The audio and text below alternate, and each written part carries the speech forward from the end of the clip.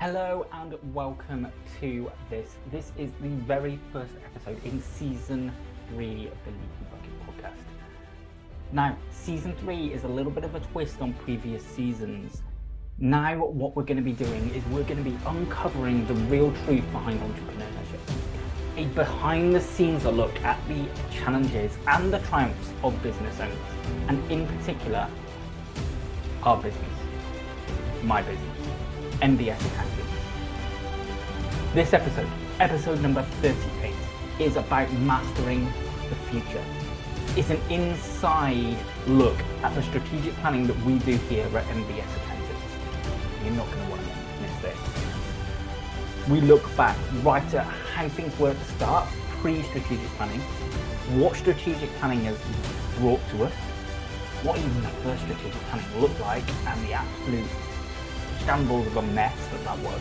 Definitely not going to want to miss that.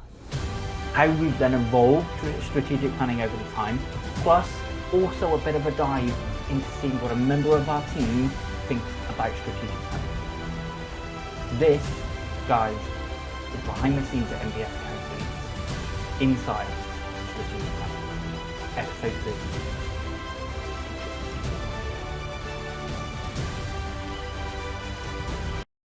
Previously on the Leaky Bucket podcast.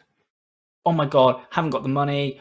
I'm a terrible boss. I should never have gone on holiday. I shouldn't have done all these things. I should have put money aside. And like that, you can just fire into absolute panic mode. Hi there, and welcome to the Leaky Bucket podcast. I'm your host, Ian Morgan, and this is the financial performance podcast for entrepreneurs looking to get a better understanding of their numbers, to plug the leaks in their business, and to move from surviving to thriving. So Ian, last week we went through our strategic plan for Q2, and it really kind of opened my eyes to some of our plans going forward and some of the upcoming obstacles that we may have to overcome. Have you always done strategic planning? Definitely not. I think for the first, or probably the first even 10 years of business, we didn't do any type of planning. Or maybe that's not quite fair. We had plans, but they were very much in our head. And the fact is, if they're in your head and they're not written down, you can cheat, because you can pretend that what happened was actually your plan. It was not until 2018, so actually we started in 2005, so it's like 13 years that we did without strategic planning. And in 2018, introduced to it, and it's just made a massive difference really then in terms of how the business progresses. And how did you learn about strategic planning? Have you always known about it, or? No, I think there were some pains that we were experiencing or became very aware of in sort of the period 2015 to 2018. And I went on a bit of a journey of discovery to find out how do we get ourselves out of this pain that I'm feeling, because it was constantly just like up and down. 1 minute it was great, the next minute it was terrible. And it's really, really tiring doing that sort of roller coaster type journey. And one of the things I came across was was a mastermind group, and that mastermind group opened our eyes to strategic planning and how to think strategically, which sort of the definition of strategic thinking is it's more of the why you do something as opposed to how you do it. Yeah. But it's so easy to get drawn into the how. And this was just slow down and just go, no, just why. And yeah, it was within 3 months of joining that mastermind group, we had a strategic plan in place, and we've had one ever since. Yeah. And obviously you introduced it to a team. Was everyone on board with it? Like, what kind of obstacles did you have to overcome with introducing it to a group of people rather than just you and Sam? I think there was probably some challenges with myself, first of all, in terms of we'd always considered ourselves up to that point we defined ourselves like a family type company, and it was very sort of free flowing and you could do whatever you want whenever you want sort of thing. But the very fact that was the positive was also the negative at the same point. Yeah. And therefore I think there was a bit of a fear of the unknown to go, we're going to go from a very loose direction that we're going in to something very defined. And I thought it would remove the fun from the company that we had. But at the same point, I suppose it's the pain of staying the same was bigger than the pain of change. So we had to do that. Introducing it to the team, the majority were on board. We operate on a system called EOS, which is a series of books called Traction, and we introduced the team to a team members sort of version of that book, which is a light introduction, and it's very clear within the first 5 to 10 pages how you should have clarity on what the company's now doing and where it's going, and if you don't feel like you fit, have that conversation. Right. And we certainly had that with one member of our team that it wasn't for them, and that's not to say that they're a bad person at all. It's just to go, now that we have a true sense of direction, is that really what you believe in? And if it's not what you believe in, it's probably going to be quite a painful journey. Yeah. And I think we probably knew that it probably wasn't right for that person, but having them have the realization for themselves made things a lot easier. And I think it probably felt a bit of a weight lifted, because we thought we were going to probably have to carry them for a little bit and have some difficult conversations. And actually that conversation came around very, very quickly. And there was a resolution very, very quickly as well. So not everybody was on board, but literally from day one of the strategic plan being in place, everybody was, because the people who weren't had stepped aside. Yeah. And with that being said, would you say that your first strategic plan was successful, or kind of what were the pros and cons of that first strategic plan being put in place? Yeah, no, we very, very quickly learned that less is more. I can't remember how many things we decided, but the very fact that strategic planning helps you overcome all the obstacles that you have, we thought that it was going to fix all of our obstacles, I think, like straight away. We literally just came up with everything and we just went, oh yeah, we can do that, we can do this, we can do that. And everybody probably had like 5 tasks to do each. Yeah. We probably did like 20% of it. But we quickly learned to go, when you arrive then at that next quarterly plan and you're going, no, we didn't do that. No, we didn't do that. No, we didn't do that. We quickly then learned to go, this isn't how it works, because this feels like failure. And the things that did get done were probably the easier things to get done. So would they have got done anyway?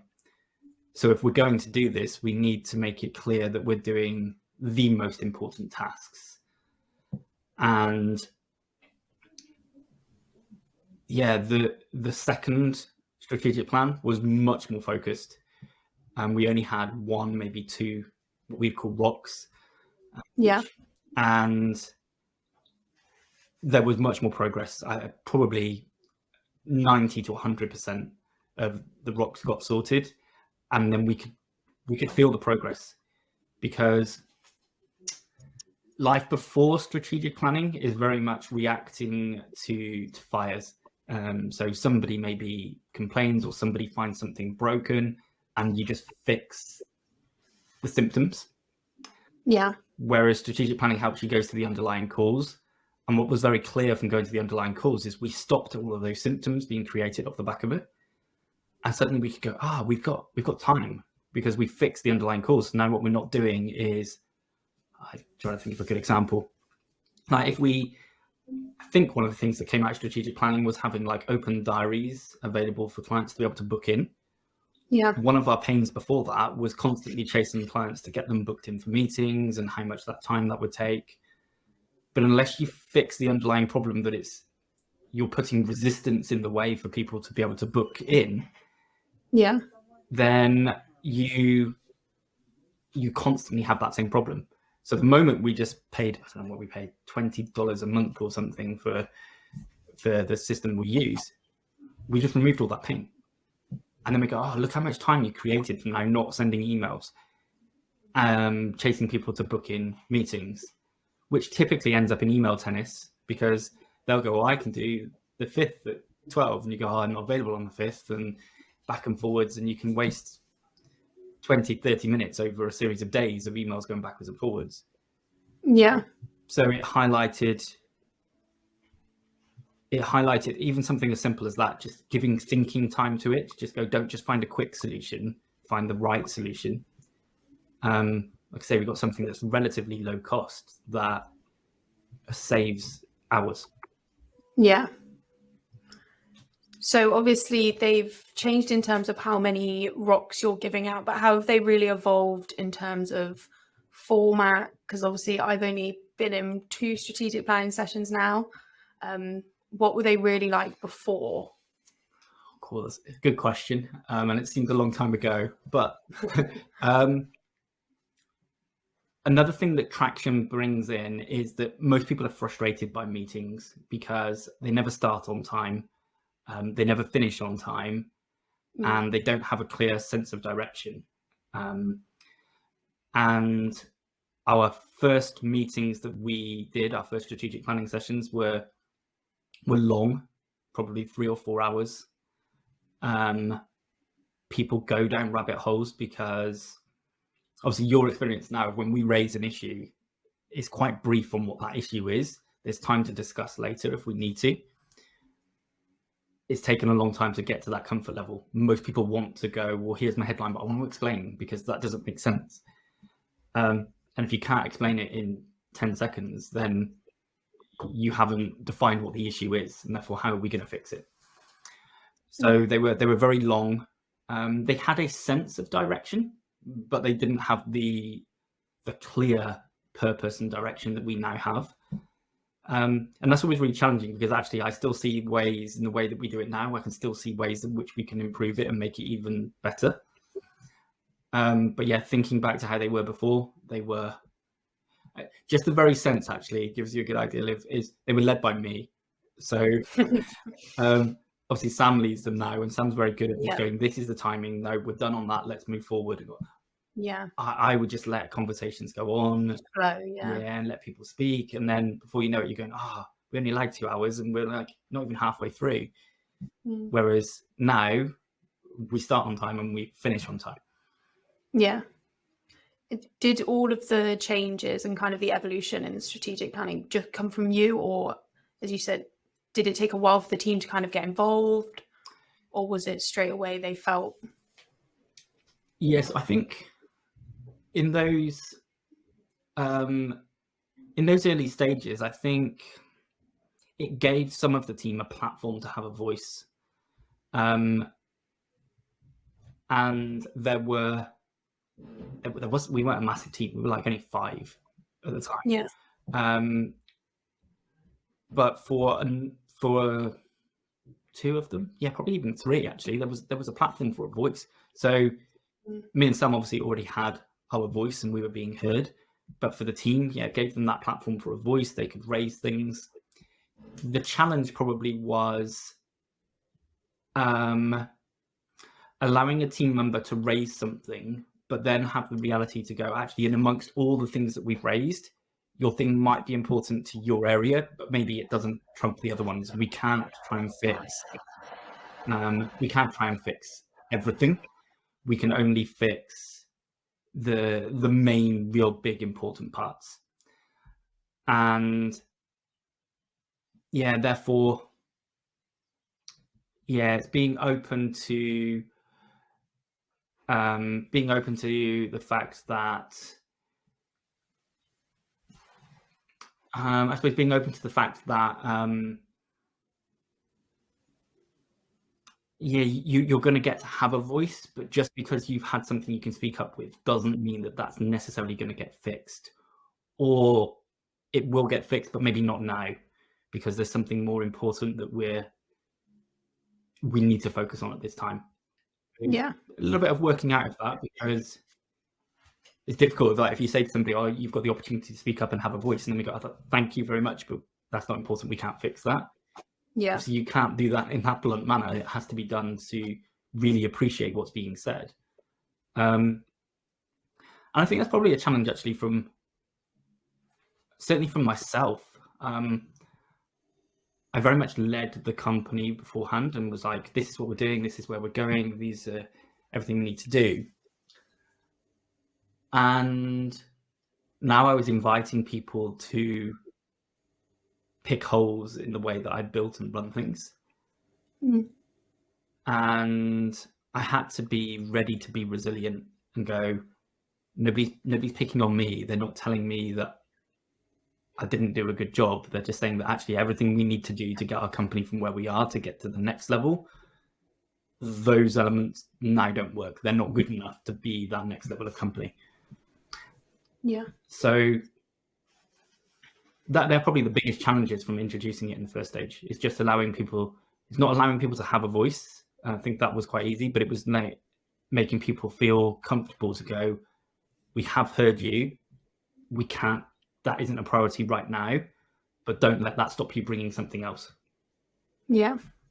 And obviously you mentioned that you were a very small team, about 5. Do you think that strategic planning works with larger, bigger teams, or do you think it would kind of the louder voices would be coming out? Does it kind of work because we are all one culture, as it would? I think culture is definitely important. I think if you don't have that defined culture, then there's a challenge. Obviously, one of the things we talk about is you can say anything you like as long as you do it with love and care. Yeah.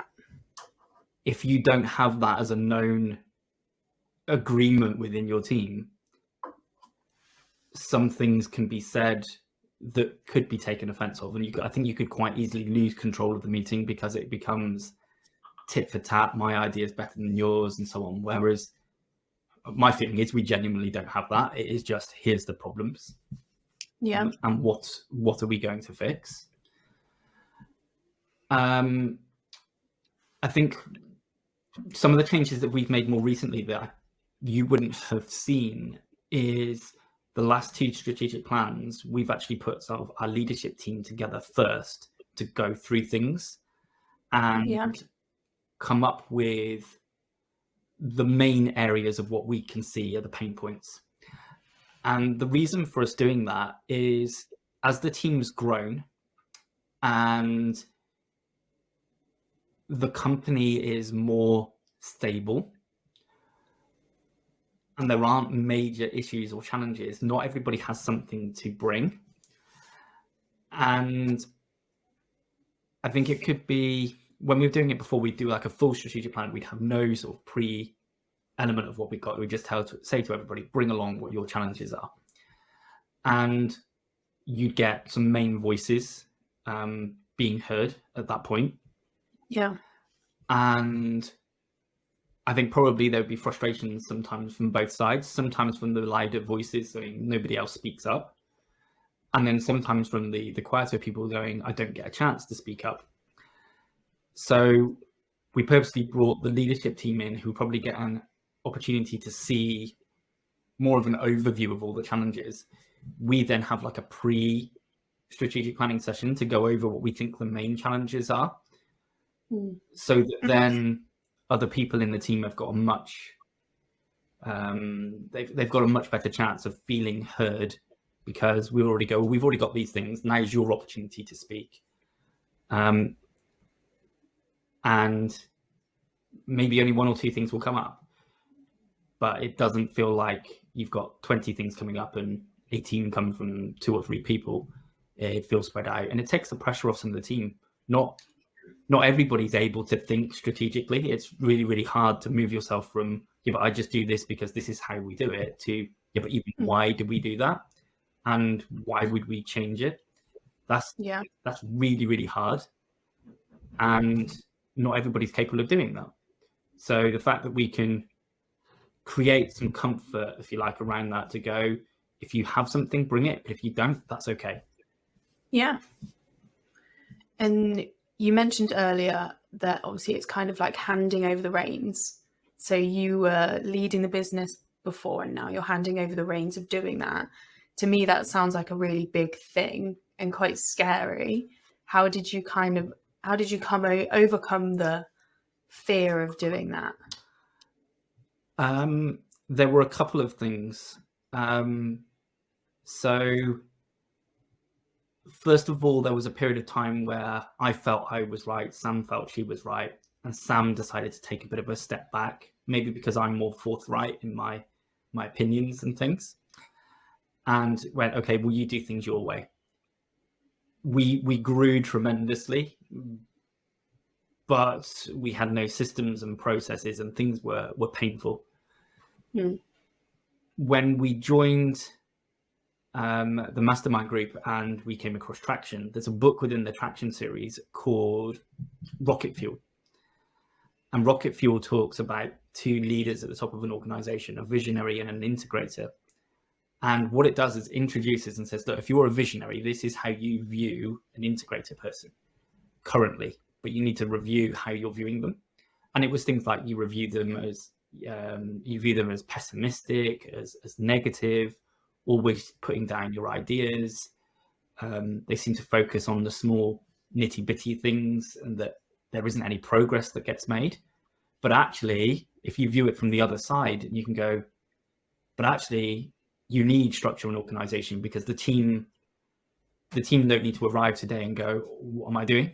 They need to be able to arrive and go, I know my job, I know how to do it, I know what to do if it goes wrong, I know what to do if something breaks, and all of that's built around processes and systems. The visionary is great at coming up with lots of ideas, but lots of those ideas are absolutely a load of rubbish, and you need to be comfortable with that. Yeah. And you can't lend that out to the team. Like, you can't go, oh, we're going in this direction, and then like 6 weeks later go, no, that's not working, let's go in this direction instead, because everybody just feels lost. And it was just that eye-opening moment to go, hang on, I can see Sam's skills now as skills. She's not purposely trying to be difficult. It's just her view of how she views the world. And what got us to the stage that we'd got to wasn't going to get us to the next level. And therefore, what was stopping us, because I'd led to get us to that level, what was the very thing that had got us there, being me and my knowledge and my capabilities, was also the thing stopping us going to the next level. Yeah. So I started to recognize Sam's level of people skills and her ability to communicate, read people, understand, which I massively struggle with.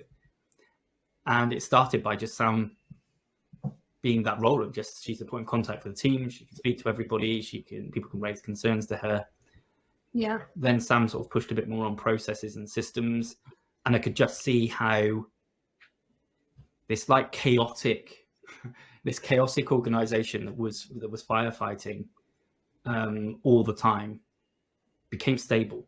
And it was that combination of Sam running things and having systems and processes and managing all the people, but also having a clear plan of where we were going. Yeah. That I could just go out and be the face of the company.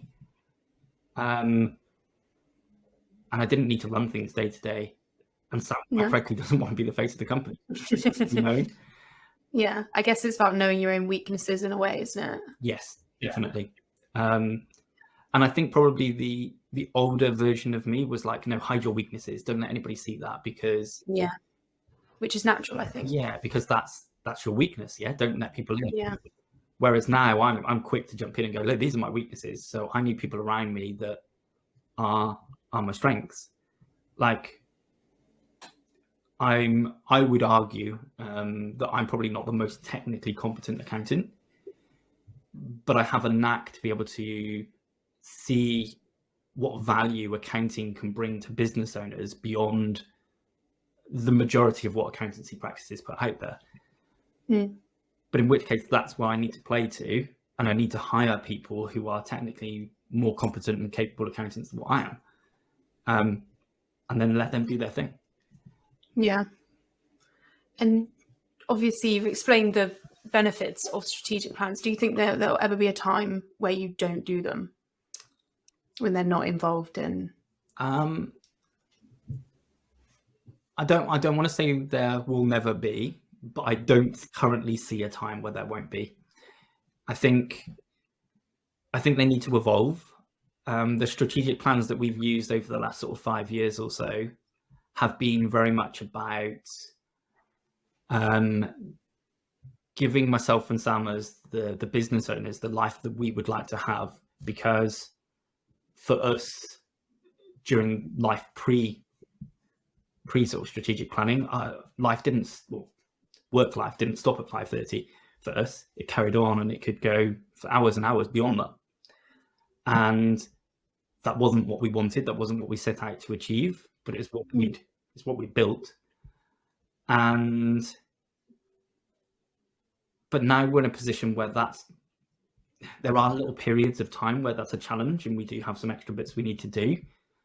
But in the majority, that doesn't happen.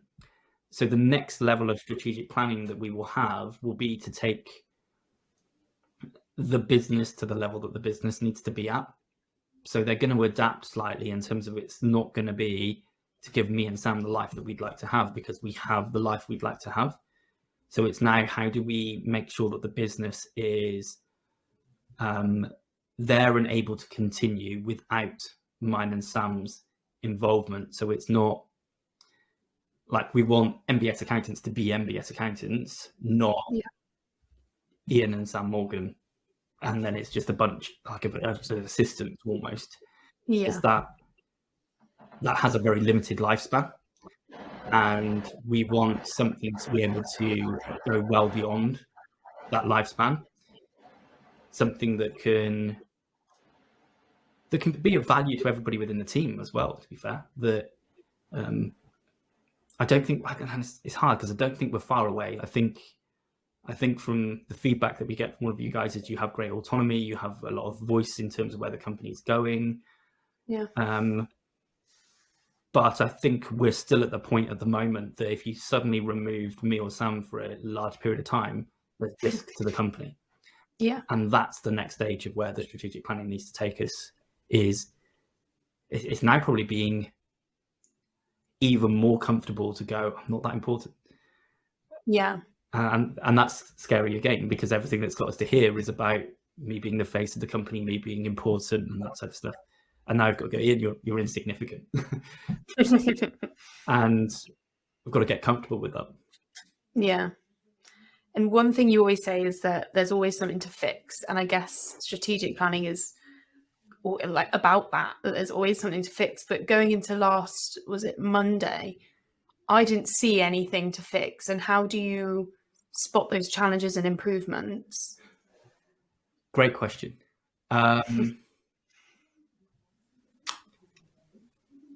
I think where the company now sort of runs very much in departments, I think sometimes certain departments cannot see the challenges. So one of our challenges obviously was in the accounts production department.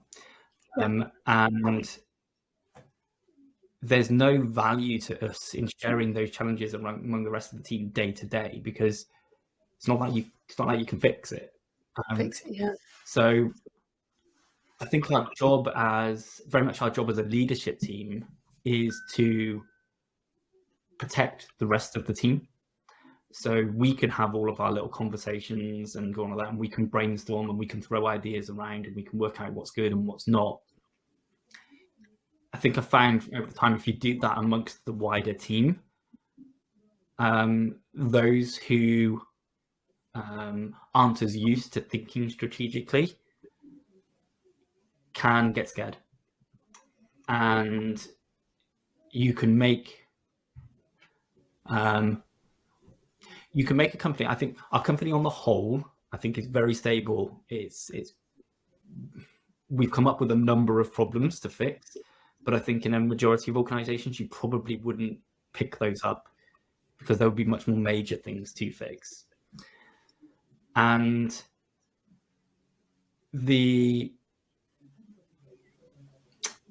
being able to be what's my point? I think my point is slowing down our thinking. Yeah, it's all too easy to have a problem and just react. And I think actually, how do we just take stock? We'll control it. And I felt on this occasion that within the last quarter, we've had a number of people within the team who have left and moved on. And I think it's very easy to try and put yourself. If I try and put myself in sort of the wider team who don't know the realms of what's going on, just see that there's 2 members of our team have left, which is when we're a team of 12, it's a significant number. Yeah. But actually, what's the worst that people could be thinking is that things are falling apart, things aren't going well. And so actually, what do people need at that time? They need reassurance that we have got things together and here's the plan. So that's where us doing the pre-strategic plan with the leadership team was really helpful, because we could go, this is what we feel the team need at this time. They need, guys, we've got this. There's a sense of direction. We know what we're doing. We know where we're going. But some people wouldn't even be aware of the problems. So actually, we're going to have to go, like, here's all the problems we've made aware of. But these are all the fixes that we've already identified that we think we need to do. We just need time to focus on them. Yeah. So it's probably, from your perspective, it's probably a bit strange that you went into it, like you say, with not knowing any problems. And then within the first half, a load of problems get revealed. But by the end of the meeting, you go, oh, hang on, we have a plan for fixing them anyway. Yeah, it takes the panic out of those challenges. Yeah. So I want to switch things down quickly and just go, what your approach to strategic planning? What's your thoughts on it?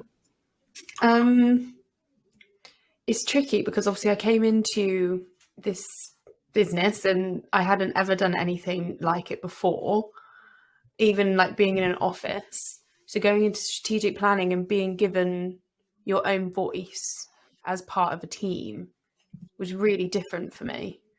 I think it opens up the floor and it changes the dynamic of business. So we don't just feel like you said, like you and Sam are at the top and then it's just all of us at the bottom.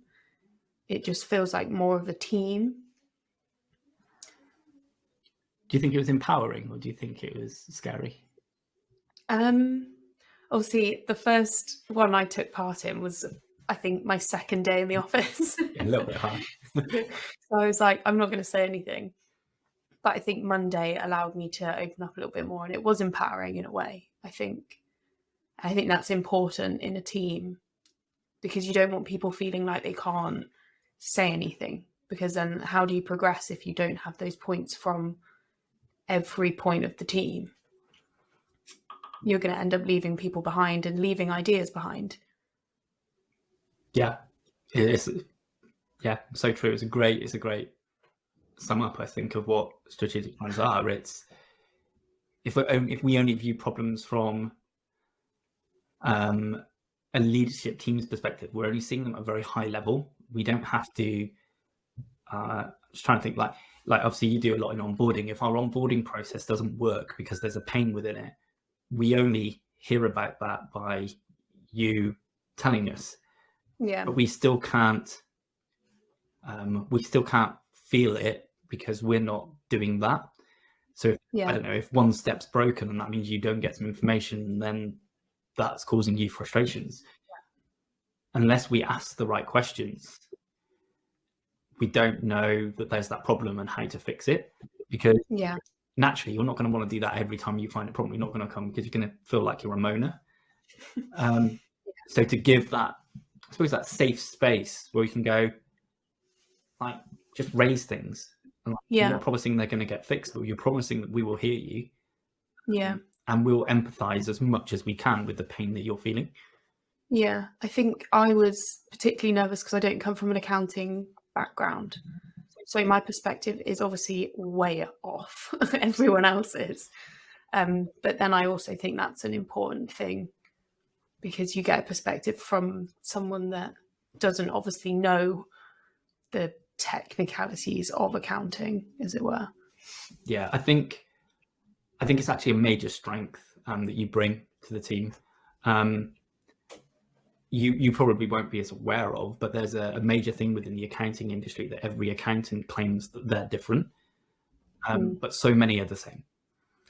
And if we're going to be different, one aspect is you can listen to accountants and look what they're doing and go, okay, how'd you be different? But that's a very hard question if all you're hearing is one angle of everybody being the same. How do you then find the opposing angle? Yeah. So to have somebody like yourself coming in and then just go, yeah, but why? It's not like that annoying 3-year-old who just asks why all the time. Yeah. And then actually, if we can't justify why we do something the way we do it, why would we not do it a different way? Yeah. Because there are, I was going to say there's no rules in business. There are some rules, but rules are very often not black and white. They are a bit grey. So actually, you bring in that fresh perspective to ask why all the time allows us to just go if we want to stay ahead of the game and be different, we have to be constantly questioning why and then looking at how we can do something different. Yeah. And that needs fresh perspective all the time. Yeah. And is why strategic planning is so important. You need to just ask the team and just go, yeah, what are we doing that could be better? In fact, actually, it's that environment, isn't it, that opens up the floor. Yeah, that is so important.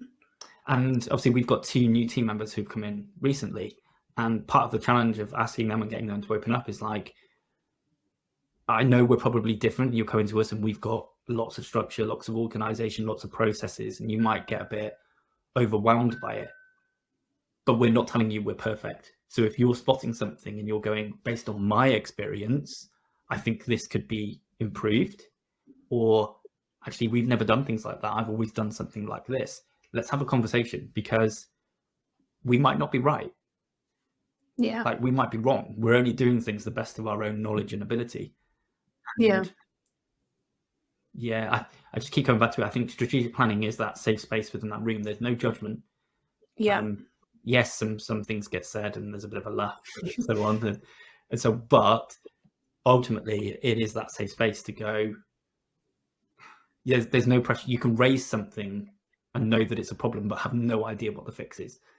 Yeah. And that's fine. How come, obviously, you mentioned masterminds earlier, and you've mentioned the importance of getting the perspective of multiple people. Why can't business owners just do things on their own and make those decisions on their own? Like, what is the downfall of just being that headstrong and kind of, just making those leaps of growth by yourself? I think there's a couple of things. Business owners, entrepreneurs, think the impossible is possible. The very, very nature of the fact that they own a business, their risk is probably very low for them and most of their ideas, but a lot of other people would view it and go, that's really high risk. So the very fact that you think the impossible is possible means that you're not always thinking logically.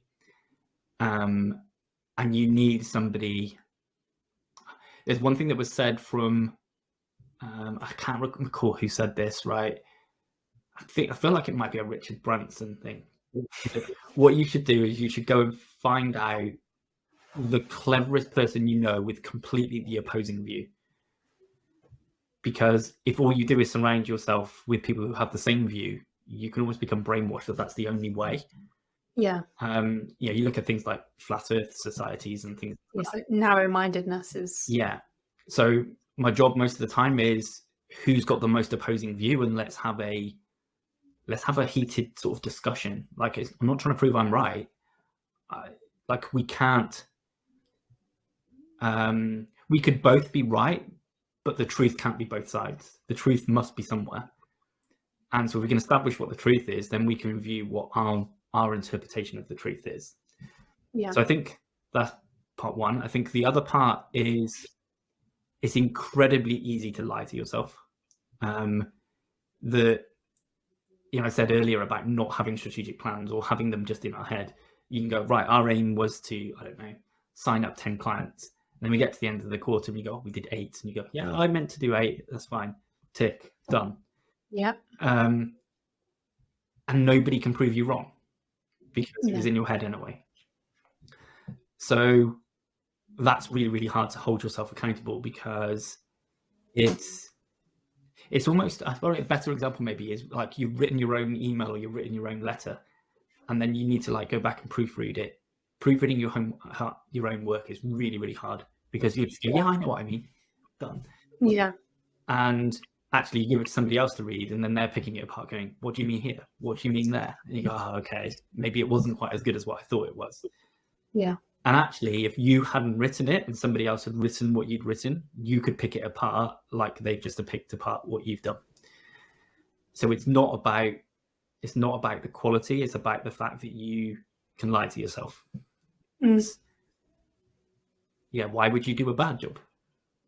Like, and our own minds struggle with that. And I think because of that, it's extremely difficult to hold yourself accountable. So you can say you're going to do these actions and that's the outcomes you're going to achieve, but because the fact that you can lie to yourself and because you think the impossible is possible, will you really hold yourself accountable? And what's the consequences of not achieving what you said you were going to achieve that you're going to lie to yourself about anyway? Yeah. So accountability partners are really important. That I'll hold myself accountable. Like, I'll get any of you guys to hold me accountable to what I say I'm going to do, because it's just human beings. It's the very fact, like, if you committed to the fact that you want to go to the gym to lose weight or to get in shape, if it's just you can either go, oh, I'm not feeling it today. But actually, if what you've done is decided even just to do it with one friend, you will go because you're letting the friend down if you don't. Yeah. And the irony is they're probably doing the same, and they're going, oh, I can't let you down because that's not fair on you. So you both go, even though both of you didn't want to go.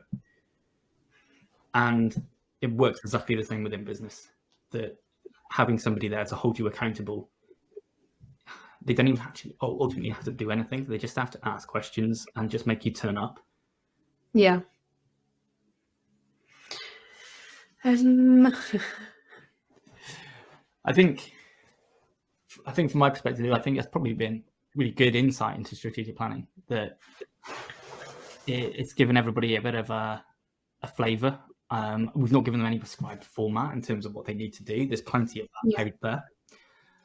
I think it's just a fact of the first fear for the business owner is that you're going to get attacked. You don't have to view it that way. Nobody's been, unless you've got a really, really poor culture, like, nobody's being personal. Everybody wants the same thing. Everybody wants a great place to work that doesn't feel stressful and you aren't constantly fixing problems. And they're not doing it to attack you. So overcome that fear. I think the next then is to allow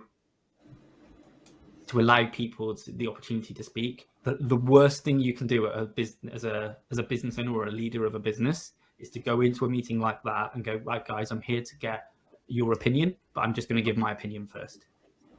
Nobody's going to go against your opinion.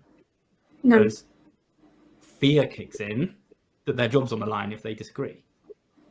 Whereas ultimately, if you allow it to go around the room and you speak last, you can have the opposing opinion to everybody else. But you're the one who's being confrontational or appears confrontational in that respect. And you have to have the comfort to do that. And then I think, don't be precious. Like, nobody is telling you that what you've done previously to get to where you are is not good enough. It was, because otherwise you wouldn't be where you're at. But there are stages within a business, and to get to that next level requires a new version of yourself that you probably don't even know exists yet. And if you want to go somewhere you haven't been before, you've got to get comfortable with being uncomfortable. Yeah. Brilliant.